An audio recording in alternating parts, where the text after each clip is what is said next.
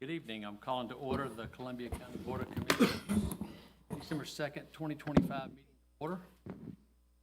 Ask Commissioner Malier to open us with the invocation, please. Yes, sir. Thank you. If you'll bow your head with me, please.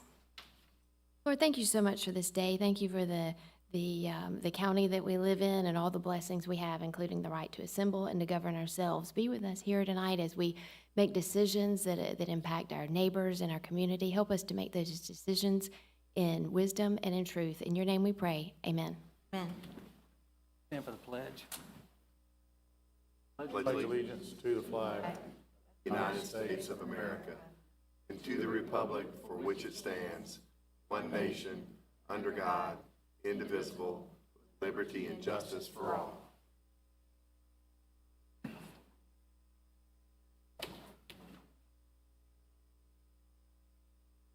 Records show we have a full quorum of commissioners. You have the minutes from the November 18th, 2025 meeting in your packet. If you review them, I'll accept a motion to approve them. Mr. Chairman, I make a motion to accept as presented. Questions? Is there a second? Second. All in favor, raise your right hand. Agenda is set. Yes, sir. We have special recognition. Johnson, how are we going to work this? We're just gonna call up our emergency management agency, Sean Granado and your team. Sean? Come up, and I think Connie's gonna do the presentation.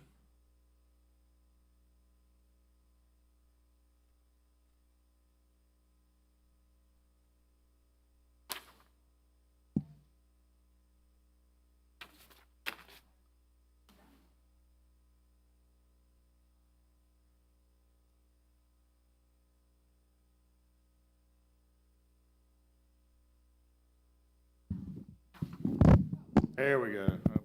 That one's on. Oh, yeah, that one's on. All right, I have some very exciting news to share with y'all today. Here, go ahead and hold that, as if you haven't seen it already. So we have in front of us today the folks from our emergency management department, and we are so proud of them. I got to spend a lot of time with them during the hurricane and learn what all goes on over there, and really appreciate all the hard work that has gone into not only just hurricane stuff, but emergency management in general. And the department has been elevated so much in the past 6 years that you've been leading. Good. That we are so proud of it, and we have never been before had this kind of recognition, especially on the state level. So I have something I'd like to read to y'all to tell you about what has been going on over in Sean's department. Columbia County is a member of the Emergency Management Association of Georgia, Georgia's Professional Association of Emergency Managers. EMAG provides training and fosters the exchange of best practices to advance the mission of safeguarding lives and protecting property from natural, technological, and man-made hazards. At EMAG's fall conference this November, the Columbia County Emergency Management Agency was honored with Emergency Management Agency of the Year Award. Very big deal. This recognition was earned primarily for the agency's outstanding leadership and coordination in response to Hurricane Helene in September of 2024, when not only the EMA, but the partner departments across the county government mounted a highly coordinated, sustained response critical to Columbia County's recovery. While this award is formally presented to CCEMA, the director and staff emphasize receiving the award represents a county-wide achievement. The response and recovery required extraordinary teamwork across departments, and the people involved exemplified Columbia County's core values of professionalism, respect, integrity, dedication, and excellence. So the Columbia County Board of Commissioners proudly recognizes the Columbia County Emergency Management Agency for being named Emergency Management Agency of the Year. Congratulations. And I'd also like to recognize, I believe Michael, our very own Michael Blanchard, helped write this application. So thank you so much for your participation in all of the departments that made it possible. Will you please introduce to us your staff? Right next to me, Sampson, Darren Loudon, Stamos, that's Brandon Whidden, Susie Hughes, Stephanie Pilcher, and Bill Botham. she said everything. I got to tell you, going around the state and even around the United States, the biggest thing that strikes people odd is that the support that we get from the commissioners and county management.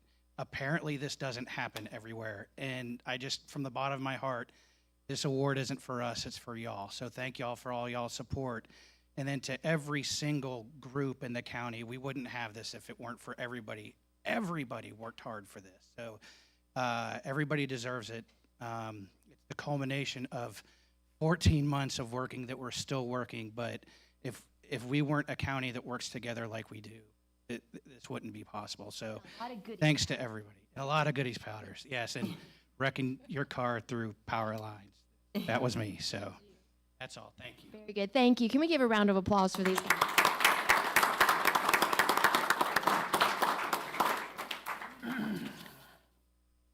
Thank you, Mr. Chairman.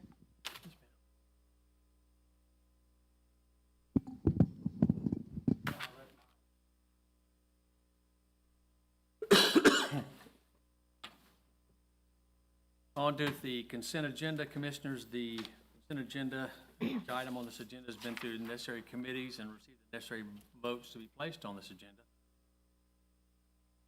Agree with them? I'll accept one motion to approve them all. Mr. Chairman, I make a motion to accept all the items on the consent agenda as presented.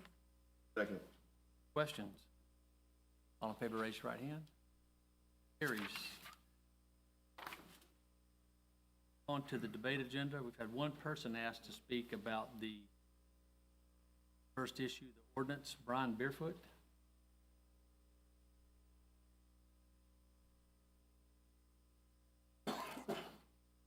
If you would, just please state your name and address for the record. Take 5 minutes, sir. Brian Barefoot, 3216 Ray Owens Road. Let me start off first by visiting the purpose of zoning ordinances. Zoning ordinances serve to regulate land use, promote public health, safety, and general welfare. They help to provide assurances to adjacent property and property owners that development will not negatively impact property values or impact quality of life. They should not be used to facilitate nor hinder development, whether it be commercial, residential, or in this case, industrial. They are a tool to ensure equitable outcomes for all parties involved. I ask those before me tonight, does this ordinance, as written, provide equitable outcomes for all affected properties?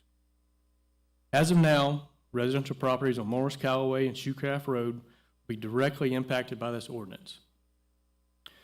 Per the new countywide development guidance document being proposed, residents along Wrightsburg Road could also be affected. Would you want to live in any of these residences? Would you want a data center next to your existing house with this ordinance as written? Let me digress for a minute. United States EPA identifies a 24-hour exposure level of 70 decibels as the maximum safe level of noise, which will prevent measurable hearing loss over a lifetime. Likewise, a continuous level of 55 decibels outdoors and 45 decibels indoors are identified as the maximum noise level to prevent activity interference and annoyance. These levels allow activities such as sleeping, working, and recreation to occur unimpeded. This current ordinance allows levels of 70 decibels at the property line, well above these limits. Researching other data center ordinances throughout the United States, most set sound limits between 50 and 60 decibels at property lines. Other counties in Georgia currently drafting data center ordinances are proposing limits similar to these. Prince William County, Virginia, currently has 44 data centers in operation and 15 more under construction for a total combined square footage of 16 million square feet. Due to resident complaints, they are currently drafting a gold standard noise ordinance. This ordinance limits A-weighted decibels to 60 during the day and 55 at night. Also included is a C-weighted decibel requirement that measures the low-frequency noise. These low-frequency noises are described as a humming or buzz, which is generated by the large number of cooling fans and power supplies within these facilities. These noises can often be heard from miles away and are not as easily attenuated as the A-weighted higher frequency sounds. Prolonged exposure to these sounds has been attributed with sleep disturbances, stress, and anxiety. Prince William County's proposed ordinance is requiring a third-party assessment of these impacts and mitigation measures prior to site approval. On sites with multiple data centers, modeling is being proposed utilizing ISO 9613-2 for determining the cumulative effects of cooling systems and generators. Based on the experience of counties in Virginia and elsewhere, should our new ordinance not emulate theirs? Once these data centers are built, what teeth does the county have to alleviate complaints? If we're going to take the time to create this ordinance, we should do it right the first time. If the developer is assured that their noise levels will not approach the 70 decibel range, what harm is there in providing a lower threshold? Remember, this ordinance is intended to assure quality of life for those residents, current and future, that have to live next to the data centers. I have seen no guarantee in writing that prevents more of these being proposed throughout the county. In conclusion, I want to share a phrase I try to live my life by: deeds, not words. Let your actions speak louder than your words. If you truly want to preserve the quality of life of the people that have to live next to these data centers, vote to revise this ordinance. If you yourself would not want one next door with these guidelines, why would you approve it for fellow Columbia County residents? Thank you.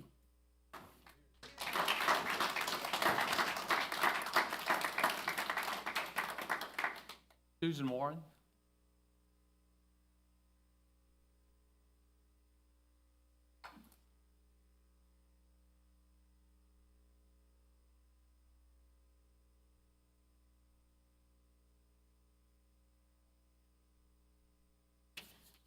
I'm not mentioning the actual zoning ordinance, but I am talking about data centers. Susan Warren, Appling. The main item on that agenda tonight is that data center ordinance second reading. Those of you who have attended regularly know that I feel the water consumption of data centers is unsustainable and new power will be too costly. In June, I had questions and issues about the usages spelled out in the DRI submitted to the state.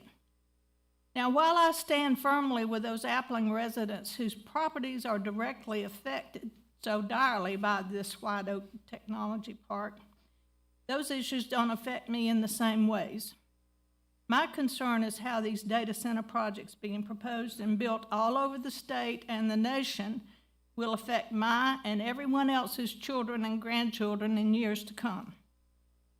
With details derived from legitimate and knowledgeable resources, I've discussed data center developers flocking to Georgia for reasons like cheap land and power compared to national averages, tax incentives given by some counties, and how the Georgia legislature declines to protect residential customers by failing to enact laws that would prevent costs of new generation and transmission projects being passed on to us through, sorry, is this in the right place? Through increases in our power bills. 6 such increases we've had in the last 3 years. And about how just 2 projects, our White Oak project and the Bartow County project, totaled 17 million plus square feet. And even just one of these 2 would use more power than one of the 4 reactors that Plant Vogtle can produce. And it was recently confirmed to me that Cloverleaf Developers is already working on a project in our county. I've spoken about the huge costs and long waits it will take to build more generation and transmission projects. Until I researched this information, I didn't realize power companies make their profit from the building of infrastructures, not the power they sell. So if they overbuild infrastructure, the residents have to pay for it. Georgia Power's profit increased 22% in 2024 to $2.5 billion. The PSC customers allowed Georgia Power to receive 11.9% profit yearly and voted for the same for the next 3 years. Most states' power companies are allowed between 8 and 9% profit. I've spoken several times about the largest power grid operator in the U.S., both by number of states and number of data centers. That's PJM Interconnections. It was reported in November that PJM passed $4.4 billion of new transmission upgrades to residents in 7 of their member states. Recently, governors of 11 of the states in their consortium have threatened to withdraw from them if they continue to operate with business as usual. Now, on November 27th, analysts along with PSC staff warned in written testimony that residential customers could see monthly power bills jump $20 or more if the PSC allows the utility to complete the historic expansion it has proposed to support an influx of data centers. Instead, PSC staff recommend in filings that for now, the commission should approve only about 1/3 of the new power capacity the company has proposed. To date, the analysts say only a fraction of the 10 gigawatts the company has asked to build is backed up by signed contract. The rest is speculative and exposes customers to the risk of stranded costs if the anticipated load does not materialize. Robert Trokey, the PSC's electric section director, and outside consultants wrote in their combined testimony. But just as quickly as data centers say they need these buildings, many are canceling contracts or going to other states. The staff pointed out this has already happened in Georgia.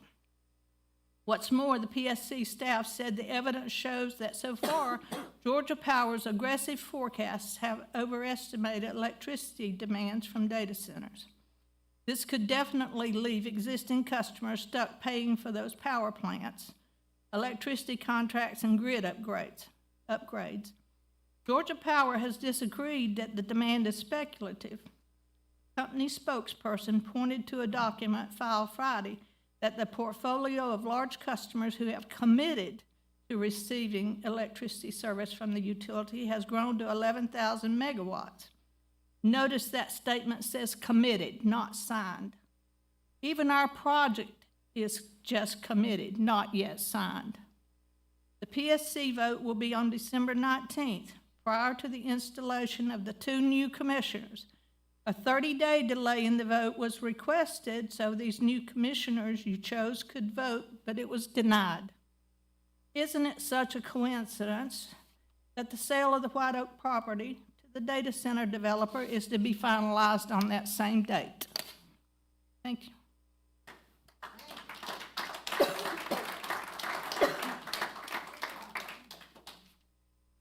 Ms. Warren, the infrastructure has to be paid by the end user.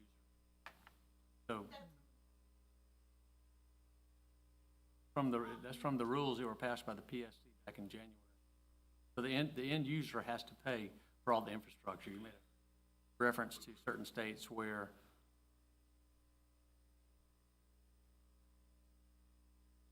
also the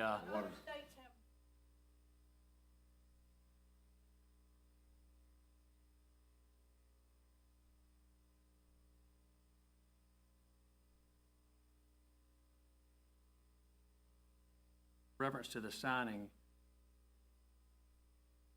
end user has 30 days, trying to get my dates right. They have December 19th to close, but on whatever day they were notified by Georgia Power, I don't know the exact day, they have 30 days to sign a contract with Georgia Power, the end user does, which requires them to pay for all upfront costs and to subject themselves to 15 years of payments for the power. So ours may not be signed yet, but there's a lot of structure in place, supposedly. Tracy, Ms. Tracy?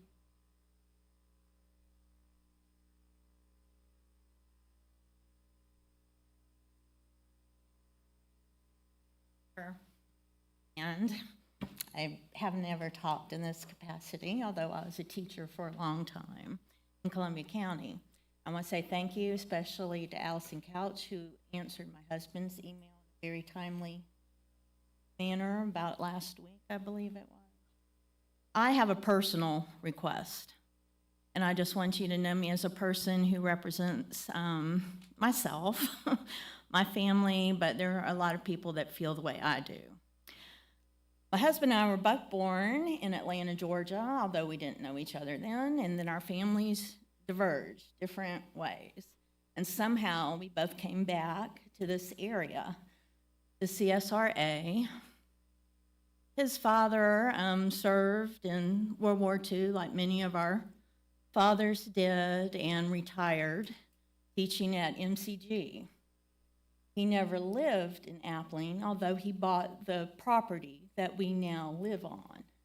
When my husband was a teenager in the 1970s, he and his other two brothers would go out and clear trees because the property was heavily wooded.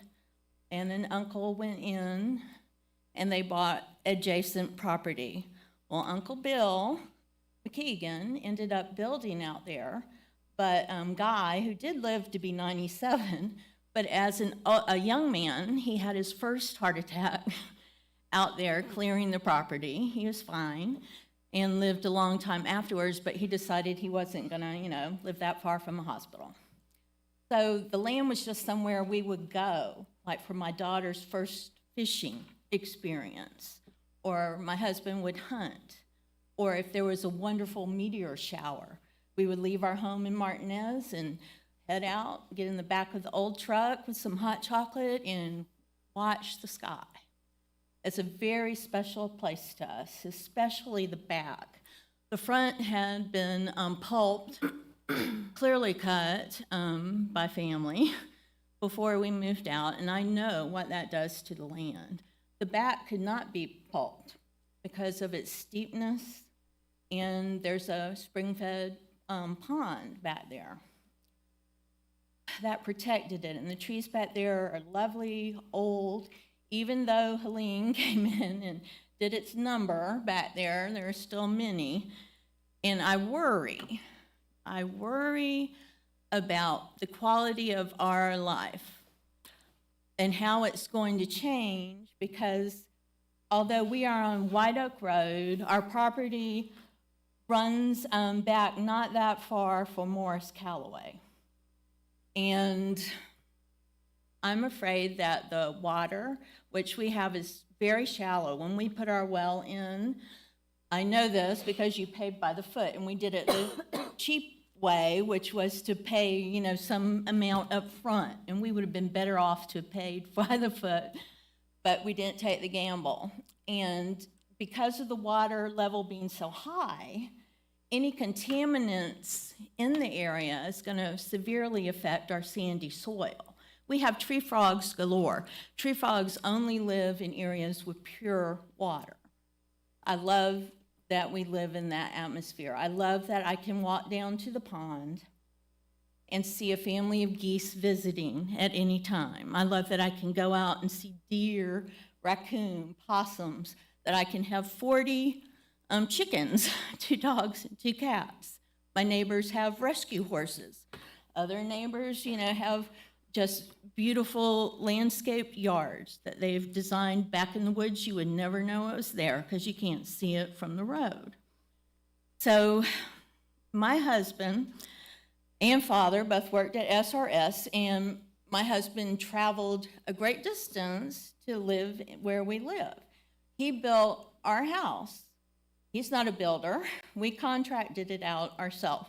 But after working a whole day for like 2 years, he would go out to build a house that I would love. And I do love it. It was one that I'd hoped that we would pass down to generations to my family.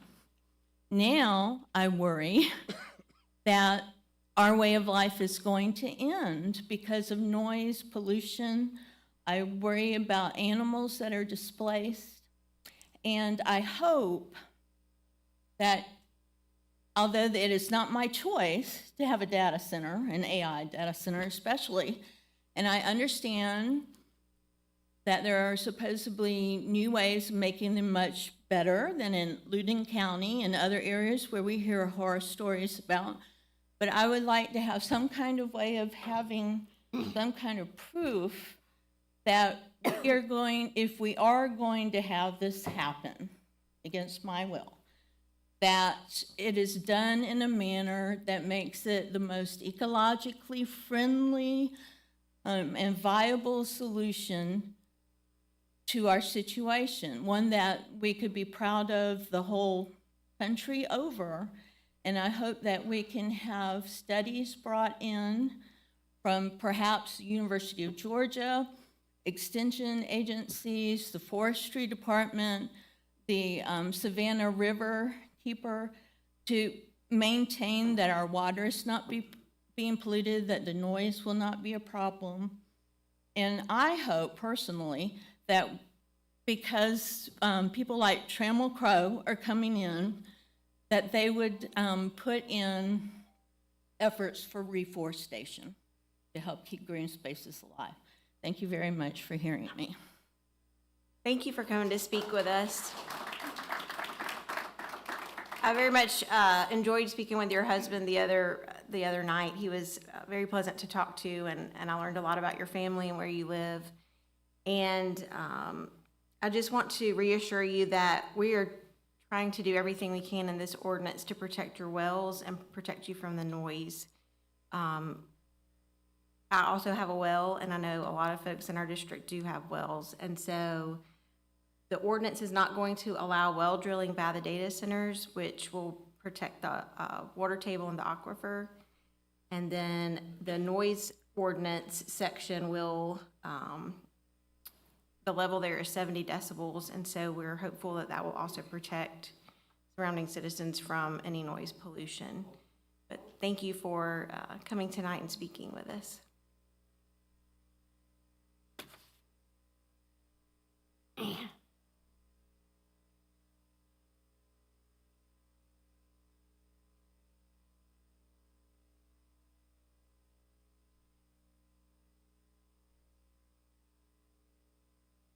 Come on up, Lee.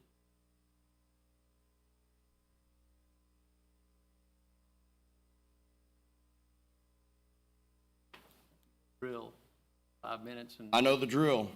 And, Mr. Chairman, before I start into my speak, if you had engaged people in this community like you should, you would know more about the PSC rules. You would know more about what they cover and what they don't cover. I ran for the PSC. I know fully what they're going to cover and what they're not going to cover. They only cover what's at the building. A person that builds a building normally pays for their infrastructure in the building anyhow. They're not going to pay for the generation. They're not going to pay for the distribution. And all of that is going to get put onto the taxpayers. I respectfully disagree with you. Well, you can respectfully disagree, but I have sent you a lot of disinformation that if you'd have read it, you would understand it. First of all, I want to start out with a quote this evening. Is I think the currency of leadership is transparency. You've got to be truthful. I don't think you should be vulnerable every day, but there are moments where you've got to share your soul and conscience with people and show them who you are and not be afraid of it. Ms. Couch, I would appreciate a lot of times if you'd respond to my emails, respond to my texts, and respond to my phone calls. Chairman and Commissioners, tonight I'm speaking not just to the 5 of you, but to everyone in this room, everyone watching online, and everyone in Columbia County who has been shut out of the most consequential decisions in our county's modern history. For a year and a half, this board has been moving forward with massive land sales, high-dollar financial deals, and a blueprint for what will become the single largest development in Columbia County. And you have done it in deliberate, sustained, and strategic secrecy. You blamed it on the non-disclosure agreements, but let's be honest, NDAs do not force you to hide the process. NDAs did not force you to rush. NDAs did not force you to lock the public out. Secrecy was your choice. Speed was your choice. And shutting out the citizens was absolutely your choice. While you were making those choices, you were simultaneously sidelining Vision 2035, the plan the citizens created together. You replaced a public vision with a private one, crafted by a small internal group with only one weekday open house that almost no working citizen could attend. That wasn't transparency, that was just theater. Meanwhile, while families were rebuilding from a hurricane that devastated this county, you advanced the largest land decisions in decades, quietly and without true public involvement. And let's talk about access. For months, citizens, including myself and organized groups, have asked to meet with you. We have asked for clarity, for answers, and for the opportunity to understand what you were committing this county to. And you refused. You delayed. You deflected. You told us someone will schedule it. You told us if I'm available, I'll participate. That is not leadership. That is not representation. And when elected officials repeatedly refuse to meet with people they serve, especially during the largest public decisions in decades, it starts to look a whole lot like repression. And you know another truth. You know most citizens cannot afford the enormous cost of filing lawsuits or fighting the county's decisions in court. You know that the average taxpayer doesn't have tens of thousands of dollars to challenge you. And because you know that, you've continued pushing this process forward, full speed, despite calls to pause, to reevaluate, or to simply speak honestly with the public. Now let's talk about financial promises. We keep hearing that this development will bring massive tax revenue, but the truth is something you don't talk about. You cannot promise a penny of that revenue because the Economic Development Authority, an organization this board does not control, gives away those taxes through abatements and incentives, meaning this historic revenue you've been selling to the public may never arrive. And there's more. If any area incorporates as a city, there will be 0 franchise fees from the power used by this development. Documents already reveal that all the major power consumption will be behind the meter. No franchise fees, no revenue, but citizens get every burden. Stormwater runoff, massive infrastructure costs, environmental impacts, long-term landscape change. And to add insult to injury, the person leading this entire process is preparing to retire once the groundwork is set, leaving the citizens to carry the consequences for decades after the architects of this plan have moved on.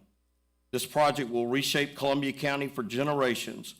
It will affect our water, our roads, our taxes, our power grid, our schools, and our daily lives, and the citizens have been locked out from the very beginning. So tonight, with a full room and with the public listening, I am calling for this board to stop. Slow the process down, bring every piece of it into the light. I hold real public meetings at real hours where real citizens can attend. Explain what you signed, what you promised, and what you planned, and what you've concealed. Because right now, the people of Columbia County are not being represented. They are just being managed. They are being maneuvered. They are being misled. Leadership is not measured by how you can hide or how fast you can push a deal through. Leadership is measured by whether you honor the people who put you in those seats. Right now, you have broken that trust, but you will have a chance right now to fix it if you choose to do so. Thank you for your time.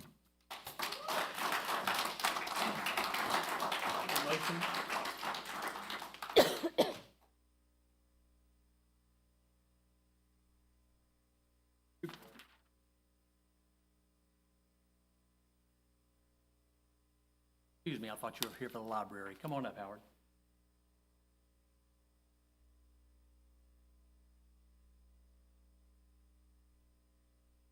Good evening, Howard Johnson, 252 Silver Maple Road. I'm not a wealthy man, but I do pay attention to large financial things. At market close today, NVIDIA had a market cap of about $4.5 trillion. NVIDIA, their primary business is creating GPUs, which are used heavily in data centers,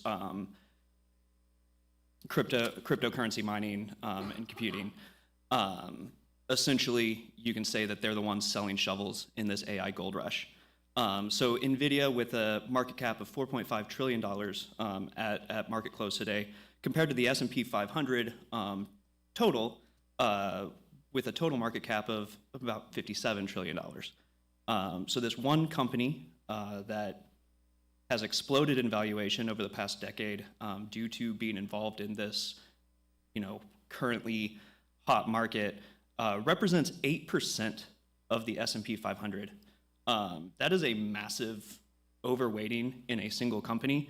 If we expand this to all tech companies, so we're including Facebook, Google, et cetera, we're looking at about 30% of the S&P 500 is just directly in these big tech companies. 70% of the S&P's value over the last. That's right, and I'll get to why this matters. As I said, I'm not a wealthy man. I own one individual stock, that's Altria, the tobacco distribution company that I used to give my money away to. And outside of that, I'm fully invested in broad market in my retirement fund.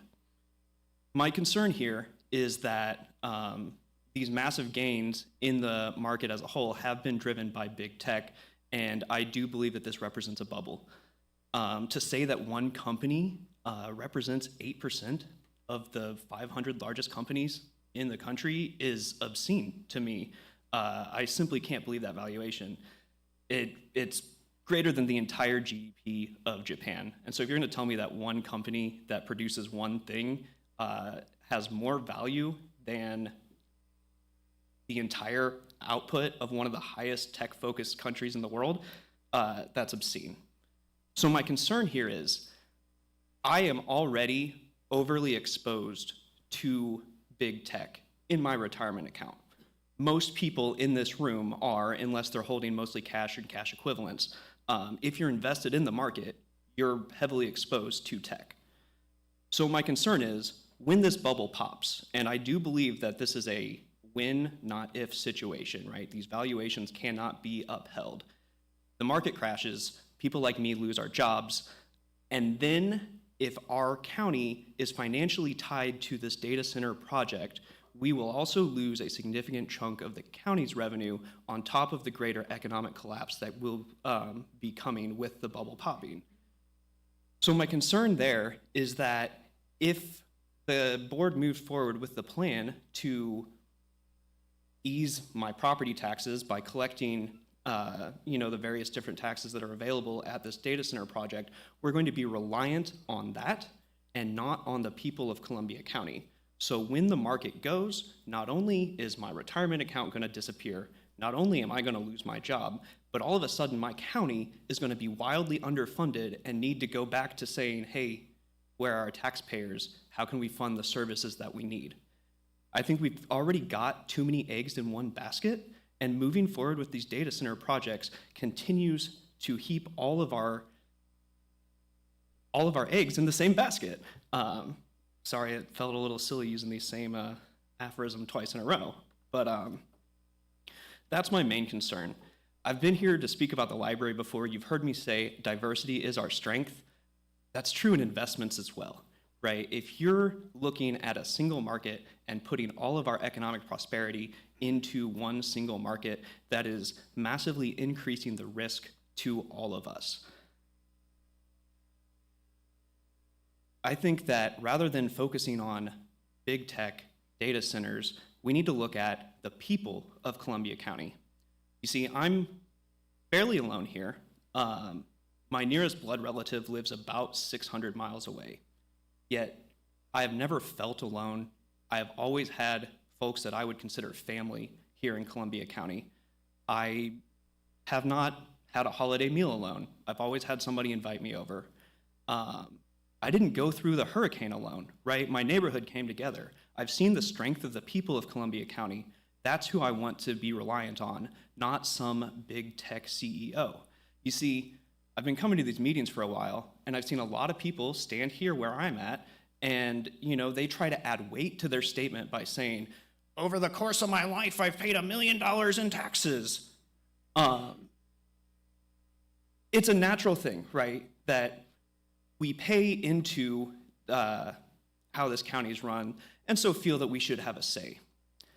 My concern is when you have a large tech company that's able to come in here and say, well, we paid $118 million in taxes, so let's talk about what the county can do for us, that there's going to be additional pressure on the board, whoever it may be at that time, to bow and kowtow to the needs of big tech rather than the needs of the citizens.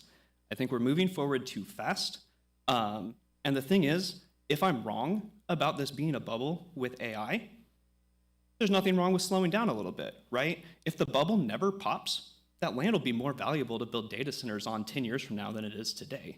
So there's nothing wrong with waiting a little bit, further evaluating, and making sure that we're moving forward in a way that is beneficial to everybody in Columbia County. That's all I've got for tonight. I'll see y'all in 2 weeks. I was just gonna make a Howard. reference to the, waiting, correct me if I'm wrong, we have a legal obligation to follow through with contracts that have been let, and so to that degree, we are where we are. I tend to agree. My one concern with that, though, Mr. Duncan, is I have seen you tell citizens, I guess you'll have to sue us, when they came to complain about how the county has managed land easements. The gentleman in question, I had a little trouble understanding, that was at the May 6th meeting, Mr. Ling, who you told that he'll just have to sue you. Thank you, Rob. If you go back and check the record, I've never told somebody. I'll bring that up to you in 2 weeks on the video. Perfect. So I do find it a little strange that you deflect with, well, this opens us up to potential legal Actually, I'm not deflecting. matters. When we started the whole process, Alan Wyatt, I told Alan flat out, I said, we're not going to delay, we're not going to pause. This is a process that's been put in place. We're working our way through it. And so, if anything, you can consider me a man of my word, because I said we would not vote to change, we would not vote to delay, and I've held true to that. Right, and I'm using this time to say that I think you should delay, right? We've got one project coming through that's already zoned S1, and that's going to be built, right? I believe there's no stopping it. I'm not here to say that. I'm saying that we can slow down and reevaluate this particular zoning ordinance, because as far as I know, there's not another one up on the docket soon, right? There's no need to rush through zoning more property for data center usage, especially until we've Establish a zoning ordinance for a specific piece of property, although the large piece will be rolled into this. So, if I may, just ask one more clarifying question, and then I'll yield for real. Mr. Johnson, you told me that this ordinance reflects essentially the restrictions that are on the S1 zoning for the White Oaks project. So when that project is rezoned from S1 to DC, is that going to be like an automatic rollover, or will it also require a vote? I understand that ultimately this is, you know, a pen and paper difference, that the land is still zoned for that use regardless of if it's called S1 or DC, right? Like, I'm not, It requires a vote. okay, so it will require a vote at that point to bring everything in, because I do agree with, if you're going to have data centers, to have it codified rather than S1 and done, you know, willy-nilly there. We're on the same page there. I just wanted to understand the process moving forward. So, thank you. Thanks, Howard. Is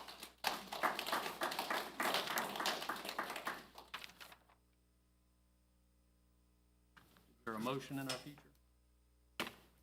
Yes, sir. I make a motion to approve the second reading of ordinance number 25-07, Chapter 90, zoning, Article 3, commercial, industrial, professional, special, planned unit development and planned development districts, Section 90-97, allowed uses, Section 90-98, list of lot and structure requirements, and establishing Section 90-101 DC Data Center District. Article 4, supplemental requirements, Section 90-139, buffers and screening, and Section 90-147, use provisions. Second. Questions? There's a motion and a second on the floor. All in favor, raise your right hand. Motion carries. On to the next item, Commissioner. Yes, I make a motion to approve resolution number 25-40. Second.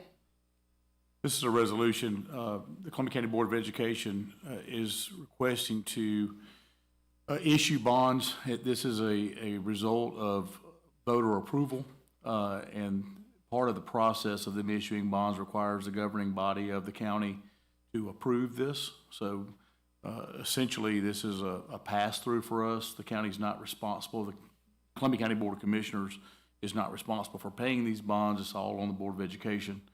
But this is a request from them and the resolution that corresponds with it. Help me understand, Chris. Why does the Board of, vote on Board of Education? Because a state statute requires you to.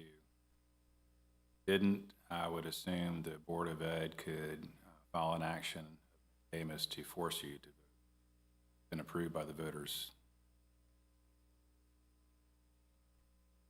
Motion second on the floor. All in favor, raise your right hand.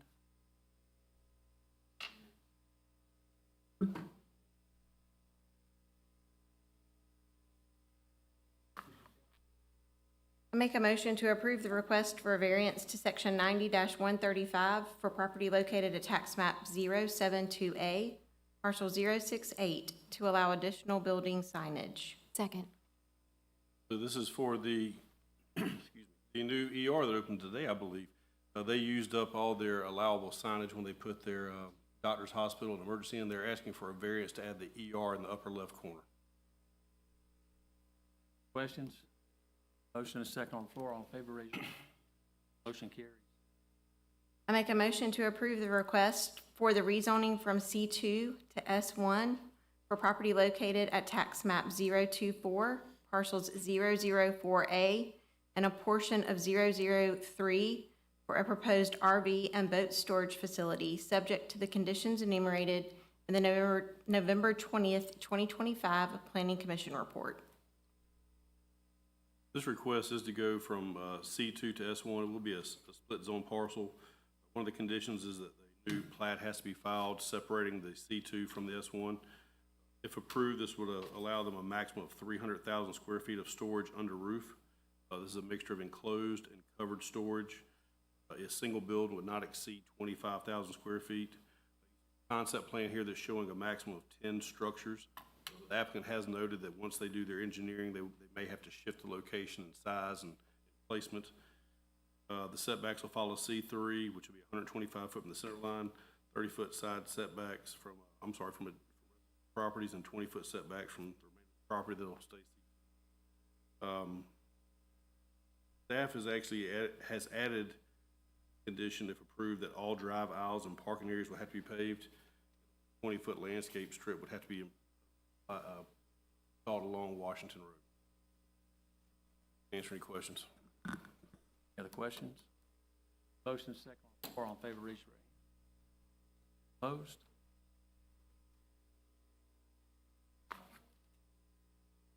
I make a motion to approve the request for the master sign plan for property located at tax map 050, parcel 002E, subject to the condition enumerated in the November 20th, 2025 Planning Commission report. Second. So when this property was rezoned a few years ago, one of the conditions was that it had to have a master sign plan brought back to this body for approval. You have this master sign plan in front of you. For the most part, it follows what the county sign ordinance already states.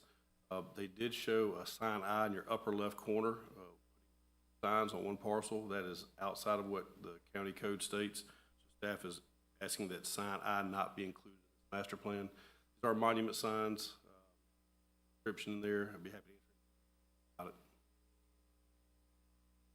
Questions? Motion is second on the floor. All in favor, raise your right hand.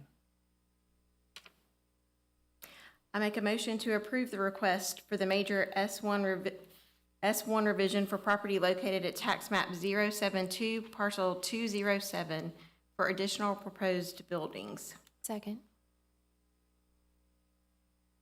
Bossman, they're asking to add some additional structures on this site. This is the church up here on North Bel Air Road. They are asking to replace a structure that was damaged during Helene. That'll be a maintenance structure. They're also asking to put a proposed maintenance building and a future material storage structure. None of the buffers change. It just adds these buildings to their site plan. Questions? Motion is second on the floor. All in favor, raise your I make a motion to approve the request for the rezoning from R2 to RA for property located off Hamilton Road on a portion of tax map 052, parcel 037, with the condition that an approved and recorded subdivision plat creating separate tax ID parcels for each zoning district will be filed with planning services. This property is currently zoned R2. The developer has had quite a time trying to figure out how to make this project work. Patrice, if you'll go to the concept plan. The area you see here, the lots on the southern part of the property, they're looking to rezone that area from R2 back to RA, so these will be a minimum of 2.5 acre lots to kind of fit the feel of Hamilton Road. They will be bringing sewer to these lots as well as the rest of the R2 area.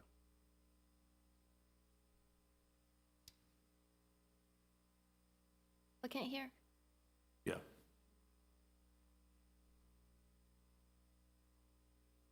Thank you for having me. My name is Micah Sykes. I'm representing Houston Homes in place of Tyler Finley this evening. He did ask me to apologize on his behalf for not being here. Our address is 6053 Veterans Parkway, Suite 3, Columbus, Georgia. First of all, staff did an amazing job of laying out the project. Not sure we could have done it better. With that said, there's not much I can add, but I'm happy to answer any questions you all may have, address any concerns the public may raise.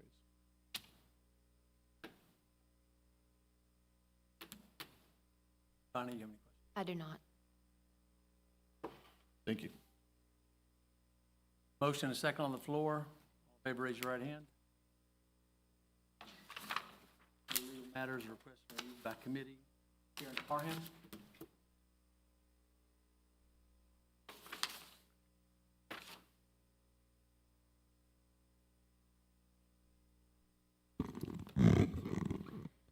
Good evening, Karen Parham, 3421 Hilltop Trail.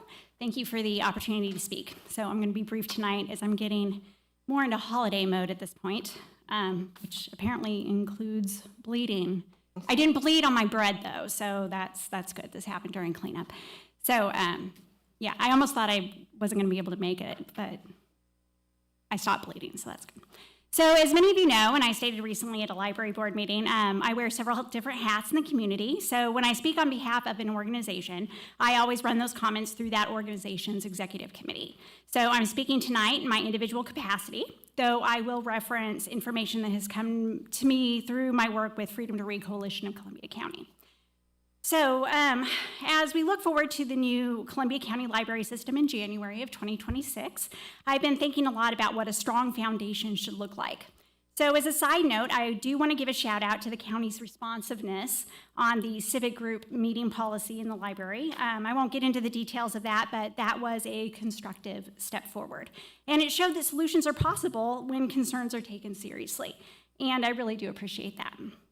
At the same time, though, I'm also concerned that the age-based shelving guidelines remain in place with no clear, content-neutral, professionally grounded collection development policy scheduled to replace them. If January 1st arrives and no new policy is finalized, then these guidelines, which have been incredibly divisive and confusing, effectively become the default foundation of the entire new library system. That is not a sustainable or unifying starting point. I also need to mention an issue that has been causing some anxiety for many patrons. The book Genderqueer recently went missing from the Evans branch again. So it last disappeared in March. Freedom to Read donated a replacement copy just to ensure continued access. Just yesterday, though, another patron contacted Freedom to Read to report that a different LGBTQ title had also disappeared. Now, I'm not assigning blame. Books go missing for all kinds of reasons. Right? With the recent large staff turnover, shelving changes, or simple human error, materials can easily be misplaced or fall behind shelves. However, when specific groups of patrons already feel that books which represent them are under heightened scrutiny, and then multiple titles from that same category repeatedly go missing, it naturally raises concerns. Now, stealing library materials is a misdemeanor under Georgia law, which I'm not accusing anyone of. Whether these books were intentionally taken or simply lost in the shuffle, the perception of vulnerability in this community is real, and those perceptions matter. So with that in mind, I do encourage the county to consider strengthening security measures at all 3 libraries. At the end of the day, public libraries are meant to serve everyone, not just the most politically connected or even those that hold a majority opinion. And libraries work best when parents guide their own children and trained professionals guide the collection, not when politicians try to step into either of those roles.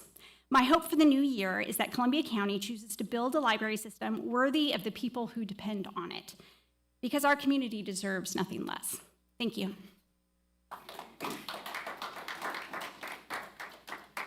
Karen, did you check to see if the books were checked out?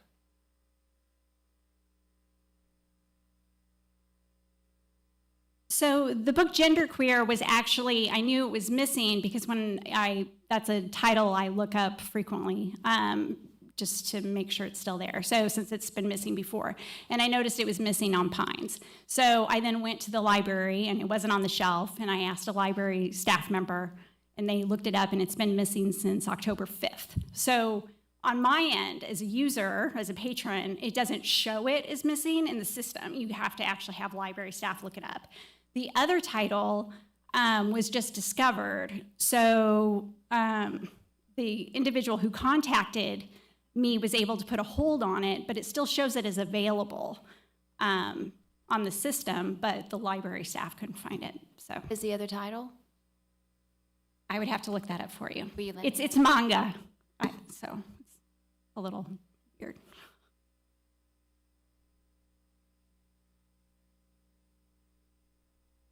Thank you. The executive session items? I make a motion to approve $2,500 to Echo Riverwood LLC, parcel 065900, to obtain a temporary easement for the Washington Road and William View Parkway intersection improvements project. To accept the easement for us to add additional through lanes on Washington Road at the William View intersection. Any questions? All in favor, raise your right hand.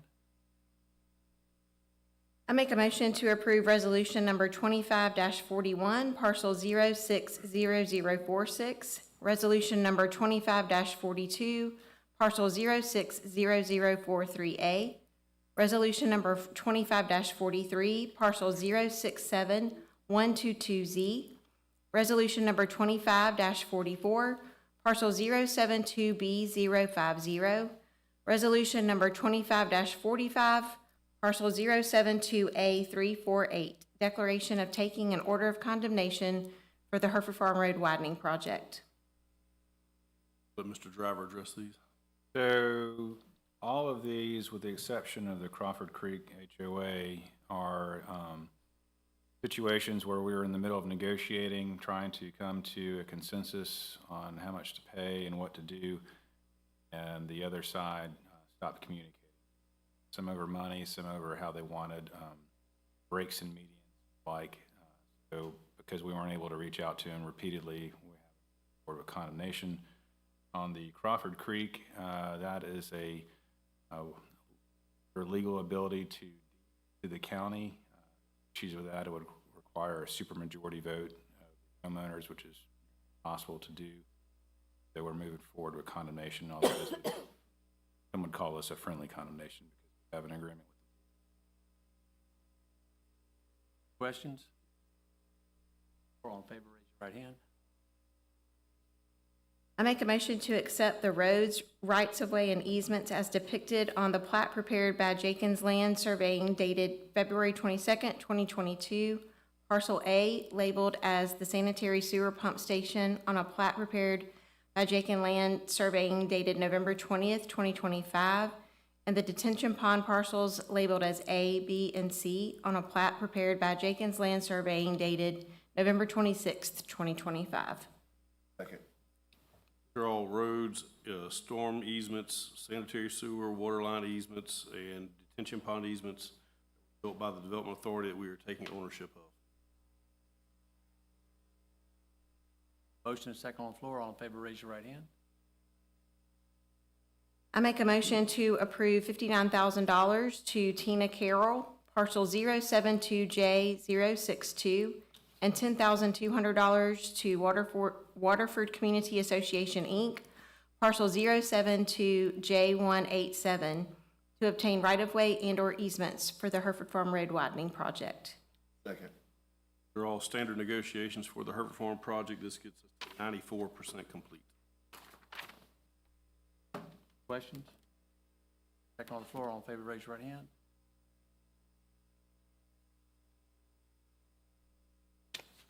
One more motion that needs to be made. I make a motion to adjourn.